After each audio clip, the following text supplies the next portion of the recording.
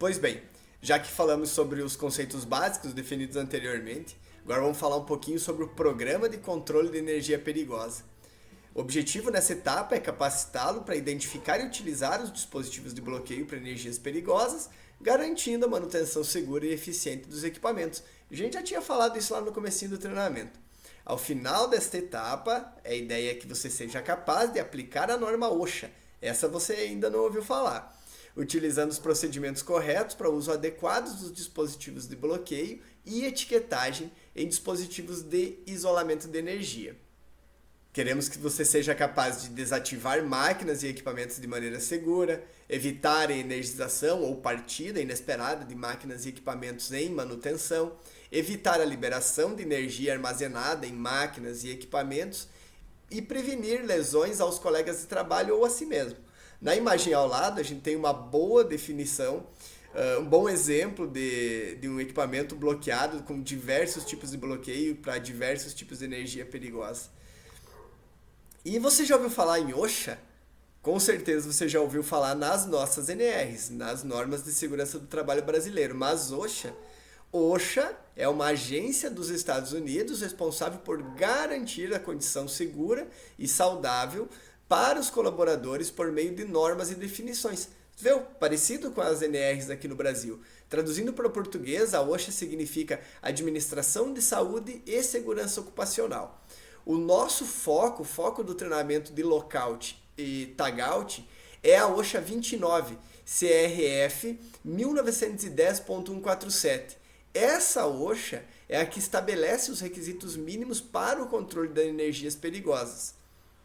Então, essa OSHA A29, CRF 1910.147, fala sobre o controle de energias perigosas, o bloqueio e a etiquetagem. Daí o nome do treinamento mesmo.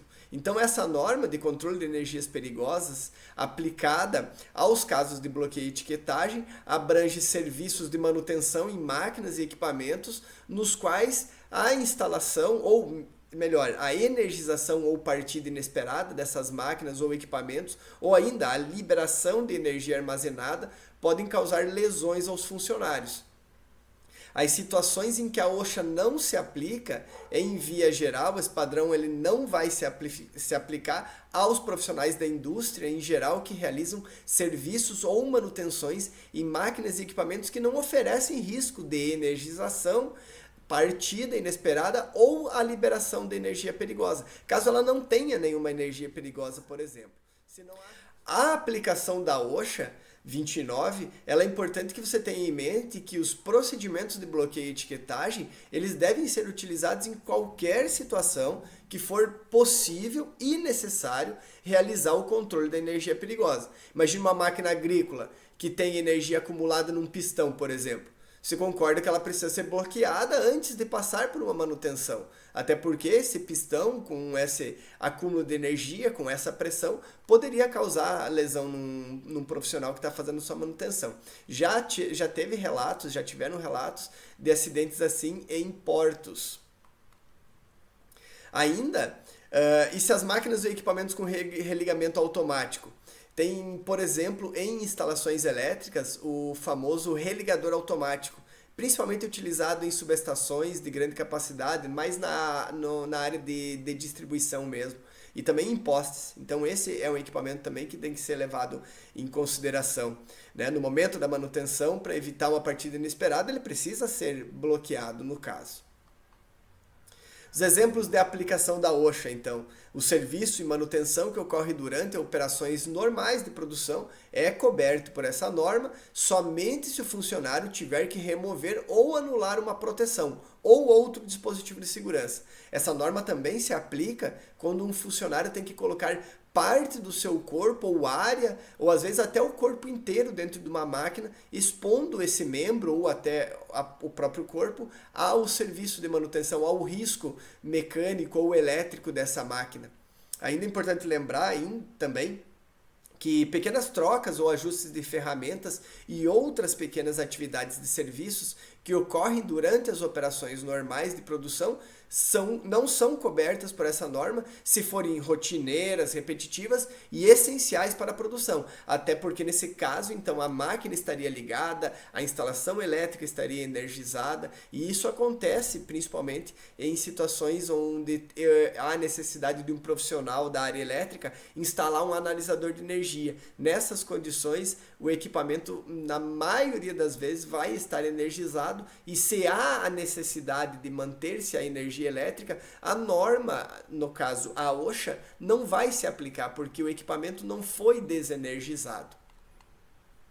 Aí um outro exemplo. Imagina que uma máquina apresentou algum tipo de problema e parou de funcionar. O operador acionou o botão, acionou a manutenção e o profissional responsável constatou que o defeito era no plug da máquina. Agora reflita, se o plug for a única forma de alimentação dessa máquina, aí é a única forma de energia elétrica que essa máquina receba, há necessidade de bloqueio, sendo que o plug estará em manutenção, sendo que o problema está no plug. Então a OSHA não se aplica ao trabalho em cabo e plug conectado a equipamento hidráulico, cuja a exposição aos perigos da energização ou a partida inesperada dependem totalmente desse plug. Veja uma aplicação da norma do dia a dia, então.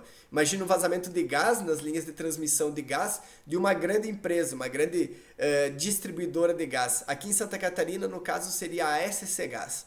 Essa linha percorre longas distâncias, o gás que chega a Santa Catarina vem da Bolívia, por exemplo, atravessa cidades, países. Você acha que é adequado interromper todo o fornecimento de gás para outros estados, cidades ou países para realizar uma manutenção da linha? Né? E se essa manutenção for demorada, como que fica?